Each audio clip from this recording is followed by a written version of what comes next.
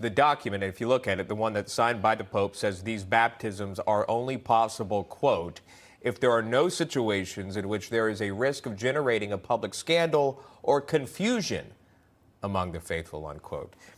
Is that a loophole in your opinion, Father Murray? It's a very confusing document, Sean, because they're saying that they have to live under the conditions that all the faithful have to do. But if you claim to be a transgender person, that means you're not content with the way you were born. If you're a male, you think you're a female, or vice versa. That goes against God's providence and the nature of creation. Male and female, he created them. So, as Father Leo said, if they're going to repent, and therefore they need to renounce the pretense that they're not the sex they were born as, that's not a problem. The problem would arise if a man dresses up like a woman and then comes to church and says, I want to be baptized, and then I want you to call me Mrs., I want you to call me Miss, and we'll say, well, you're not a Miss or Mrs., you're a man.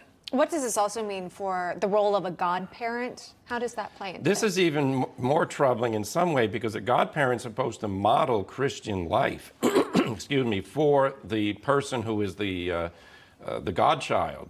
How can you model Christian life if you're pretending to be what you're not? And that's really something. The Catholic Church teaches that what you're born as is not an assignment by the doctor who's, at the birth. It's the way God made you. So if you're a godparent, and what's going to happen? Men are going to dress like women and say, I'm your godmother. You're not the godmother. You're a man who's dressing like a woman, pretending to be a woman. That's not offensive because that's the truth. Now, transsexual people like to say, the Catholic Church is behind the times, now they're catching up. I'm afraid if this practice turns into men dressed as women serving as godmothers, then we're going to have a real confusion in the church.